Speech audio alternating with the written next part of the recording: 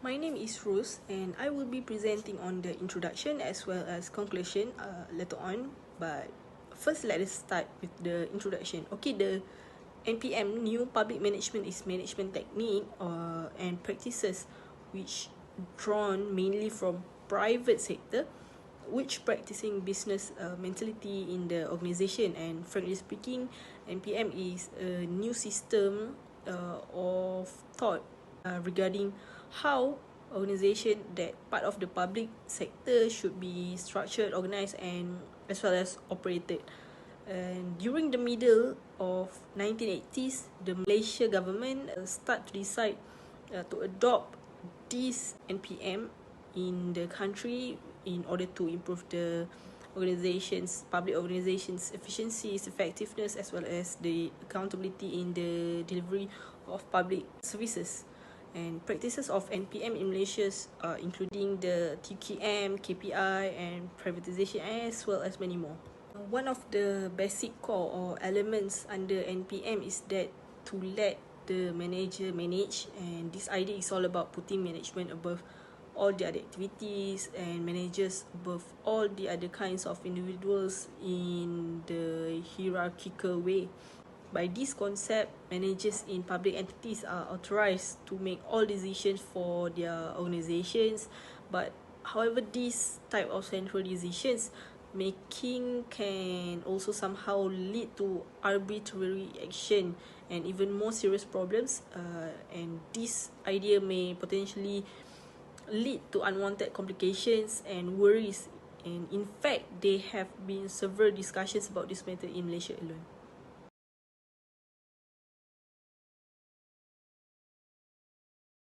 The first issue in this seminar paper is regarding the manager's responsibility and authority, which is the prioritization in their work, whether they work for the politician or for the rakyat. This issue arises because there has a sudden move of politicization in terms of administering the government right now, which occurs in the Ministry of Education. Months ago, they proposed that they wanted to change the PT3, which is Pensasiran Tingkatan 3, to abolish it and introduce and replace by Pentaksiran Berasaskan Sekolah, PBS, which the examination and the observation for the students are being held by each school, not by the ministry level or the federal level. So this is one of the concerns where the teachers association, which is iGuru, the teachers association, express their concern whether the policy that has been made by the government right now, is it concerning the interest of them, which is public, or is it concerning the interest of the politician that holds the position in the ministry level. The next issue is concerning the micromanagement in the public sector. Micromanage is a concept where leadership or an administration is concerned on the fast-paced result, which are needed in the short-term project or planning or program. So, why is it concerning with the public sector is that in a democratic country like Malaysia, we are focusing on a bureaucratic administration. What is bureaucratic administration? Is that we focus on every subsidy and every level of program and planning. Each program and policy includes every sector, every level that we need to follow in order to execute and implement it. So when there is a micromanage in the work, the attention to details are slightly declining because we wanted a fast-paced result. This example occurred to the Ministry of Health in Malaysia right now, where we are currently facing with the pandemic situation, which Ministry of Health needs a fast-paced program and project like program of vaccination program, so that each of the public and citizen receive the best benefit of health care for them, but the micromanage are affecting the healthcare workers, which is the employees and the public servant. When there is a micromanage and they emphasize on every work, every task that they need to be monitored and supervised, this gives sudden pressure and burden to the healthcare workers in order to fulfill their obligation and work tasks. So there is an increase of mental health problems to the healthcare workers like burnout, depression, anxiety, society, and so on.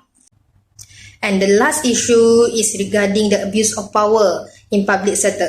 Abuse of power in public sector have becoming such a trend to the government because we have seen such cases of corruption, such cases of smuggling of illegal goods into Malaysia, cases of bribery from the public servant, and so on and so forth. So why is this happen? It is because there is a lack of monitoring effect, which is a major concern to the public servant in the government. Because public servant in the government is working for the rakyat, and if there is an abuse of power happen in the workplace, which means that it greatly concerns to the livelihood of the rakyat. So when there is abuse of power, there must be a corruption, and when corruption happens, it affects the whole country. It affects the economic stability, it affects the political stability, it affects the administration of the government, and it mostly affects the public trust that the rakyat give towards the government. So this is one of the major issues that happen in the managerial responsibility and authority, where they abuse their power for their own personal gains and goods.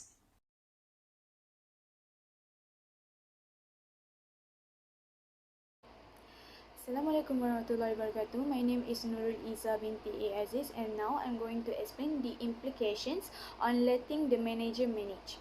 The first implication is poor in management.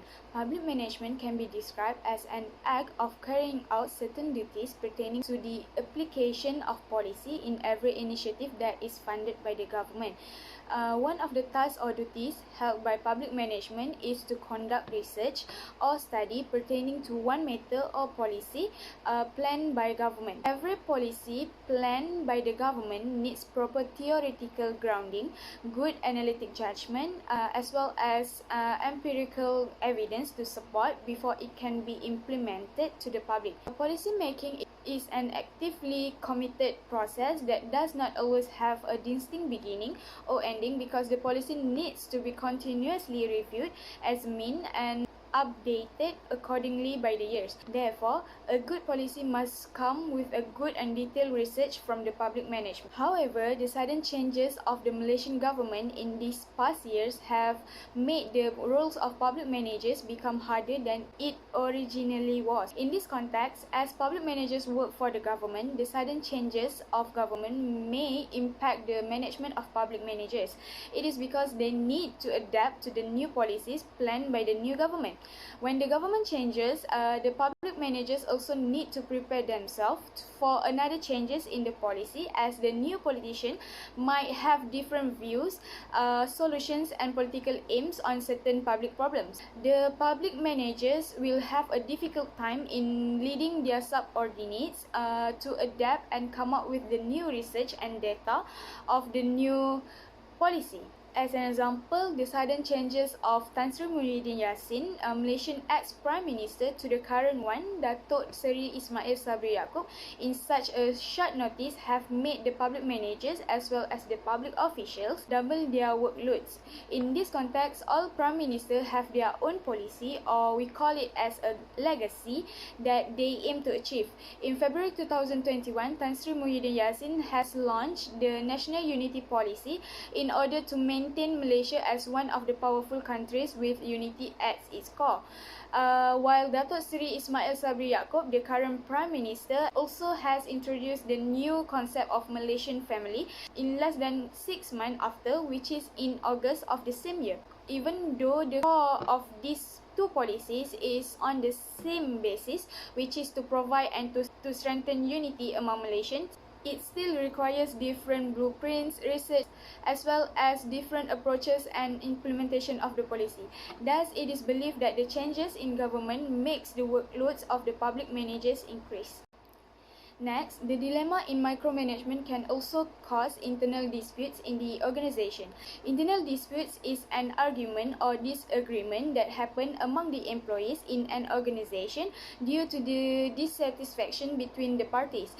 Working as a group in an organization is important in order for the organization to achieve their goals. Without teamwork between the employees, the organization will face obstacles in their pursuit of achieving the objective.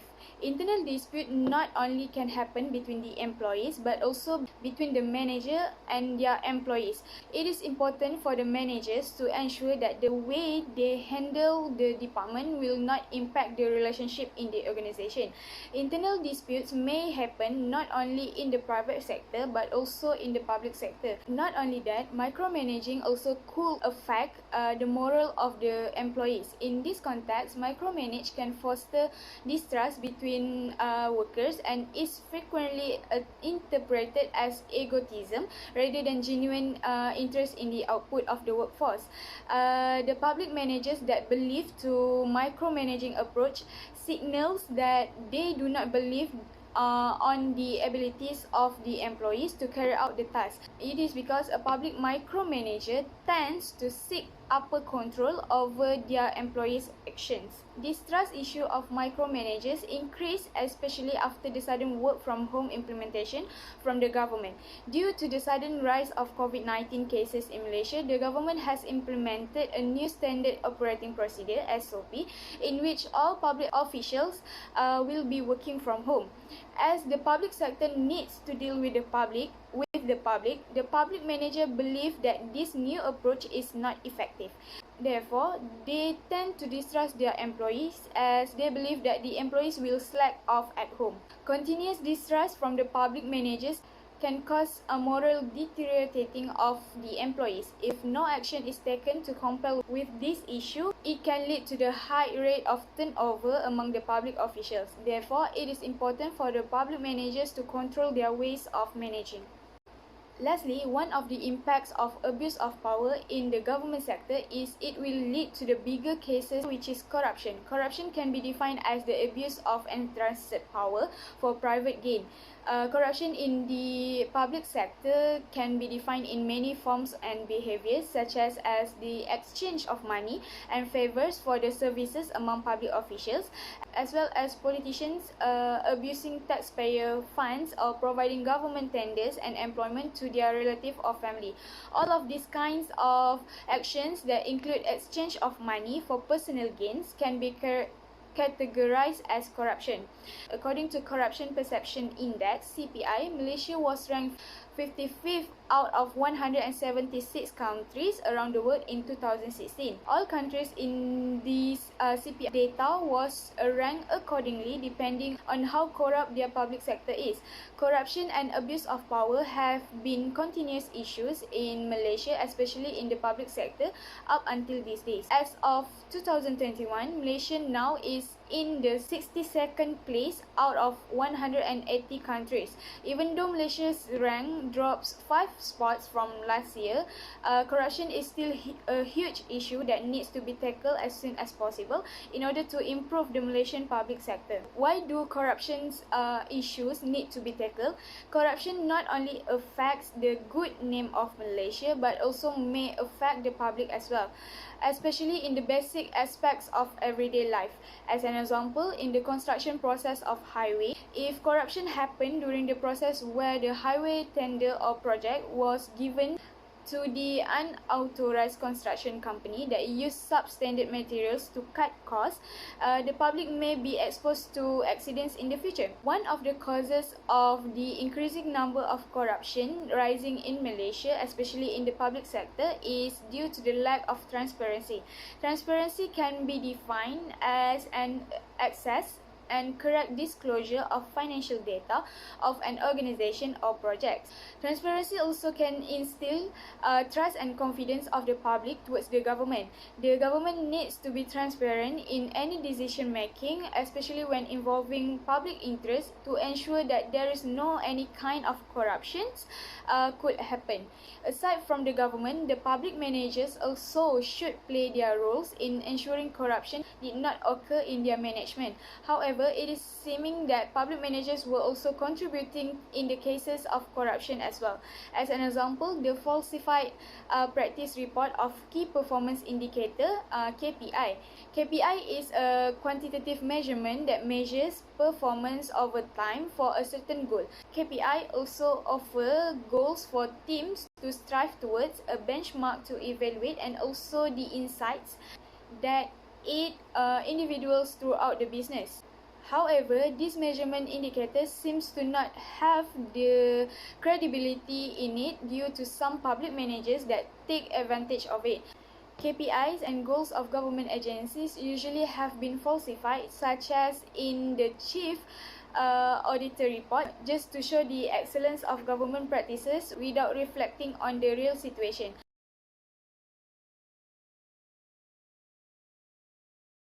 Firstly, is providing a clear exposure by training. In order for our public administration to operate effectively and efficiently on a daily basis, a trustworthy, dependable and credible public manager is required. Unquestionably, public managers must be knowledgeable about their profession in order to be effective. It is therefore advised that the organization's aims and objectives may be easily achieved by providing the public manager with a clear exposure by training. As it is also common knowledge, public manager oversee individuals or programs serving the public. Others are responsible for urban planning, educating children, regulating businesses, promoting public health and ensuring public safety. However, before a public manager can serve the public, they are needed to undergo training to improve their understanding and knowledge. Training is the process of developing individual skills, talent and knowledge in order to do a certain job. It may be argued that by proper training, a public manager will become more effective and productive. Managers who acquire early training will gain strength and confidence in fundamental management abilities. On the other hand, to guarantee that these personnel, particularly public managers, are prepared with the essential knowledge and abilities, the Malaysian government has devoted particular emphasis on workplace training as a strategy for boosting individual job performance. As an example, National Institute of Public Administration, or known as INTAN, is the training provider for the Malaysian public sector. These facilities serve management level professionals in the public sector with training. These include programs such as management program like human resource management, strategic management, and financial management. It also emphasizes on computer training such as visual basic database administration and general training such as writing skill and improved spoken English. Therefore, it can be mentioned that by supplying an abundant exposure to the public manager pertaining to what is needed to be performed is vital in order to have a clear and better knowledge, as well as it may lead to a smooth operation. Next, it is suggested to strengthen relationship management. According to Collins Dictionary, if a relationship of connection grows stronger, it becomes closer and more likely to endure for a long period.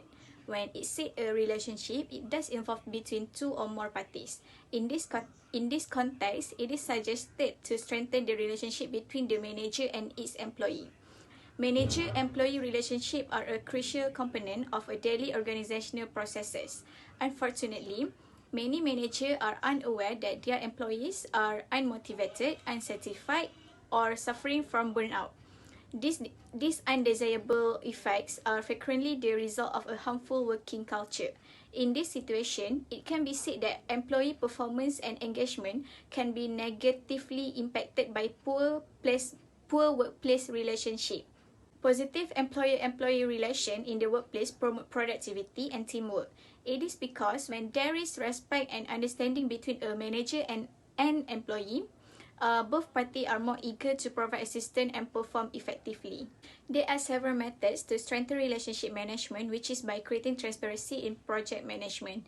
This is owing to the fact that micromanagement occur frequently when the manager lacks the ability to monitor information or evaluate progress in real time.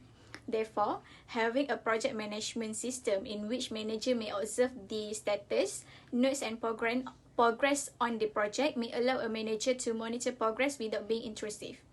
This transparency can provide a manager with visibility they might not otherwise have. Also, unquestionably, leadership practices contribute to the achievement of quality and beneficial outcomes. To endorse described leadership, a proper blend of personnel and management power must be utilized. Teamwork, quality and safety, and creativity may all benefit from effective leadership. In light of the current developments, the organisation requires not only a manager but also a charismatic leader. It can be seen during the pandemic of COVID-19, where the public manager has become unintentionally flexible as a result of the rapid development of new rules and standards regulating remote work, faster recruiting processes, and expedite mobility schemes. Therefore, it proved that by having a charismatic public manager in managing its subordinates will lead to a clear vision that need to be accomplished, as well as it improve the relationship management among public manager and its subordinate. Lastly, implementing independent bodies. An independent body in a group appointed to provide unbiased opinions. Implementing internal audit in an organisation can be considered as independent body. Internal audit is defined as an assessment of a company's internal control, including its corporate governance and accounting system. Every organisation must establish internal auditing in order to combat the potential effect of corruption. Nevertheless, detecting corrupt activities is not the primary function of internal audit, but it is a function that most people expect internal audit to do. This is due to the fact that internal audit has no legal liability for corruption, but is supposed to provide independent assurance on the efficiency of the mechanism used by management to control risk. Internal audit tasks include analysing the reason of unlawful activities, assessing the risk of corruption in every audit, and having the expertise to recognise the indication of fraud and other corrupt practices. This can be seen in the case of Sime Darby. In 2010, the management of Sime Darby Engineering Sdn Bhd was discovered to have committed fraud within the organisation. The financial crisis was discovered by the Sime Darby internal audit team. The Malaysian Anti-Corruption Commission (MACC) commenced an inquiry into the corporation of subsequently uncovered incidents of corruption, mismanagement and abuse of authority. Sime Darby requested Group Chief Executive Datuk Seri Ahmad Zubir Murshid to take a leave of absence. In addition, he reportedly accepted 100,000 ringgit Malaysia from a contractor in Johor and about 200,000 ringgit Malaysia from another contractor in Klang Valley. The funds are utilised for the down payment on a fancy vehicle. This instead demonstrates that the use of internal auditing in all organisations will decrease fraudulent activity inside the organisation. Next, the establishment of anti-corruption agency in the organisation as an independent body is crucial, especially for big and large companies. This is because every local or multinational corporation headquartered in Malaysia or overseas is required to undertake certain anti-corruption measures under Amendment Section 70A of the Malaysian Anti-Corruption Commission Act (MACCA) 2009. The measure will be implemented through a variety of anti-corruption policies, including due diligence, whistleblowing, background screening, anti-bribery and fraud training, and anti-fraud evaluation policy. An organisation must also develop policy and raise anti-corruption awareness among its employees. However, having such rules in place without regular training may be not enough for the organisation to demonstrate that it has effective anti-corruption safeguard in place. It can be said that by providing an anti-corruption training to all the employees, including the public manager as well, may reduce the chances of corruption issue in the organisation. Anti-bribery training may not only decrease risk for your organisation but also assure that the personnel adhere to its ethical standards. This policy strongly encourage the establishment of whistleblower mechanism, risk management, internal control and governance and monitoring. Therefore, it proved that anti-corruption agency should be implemented in every organisation in order to address the issue of misuse of power, bribery and corruption.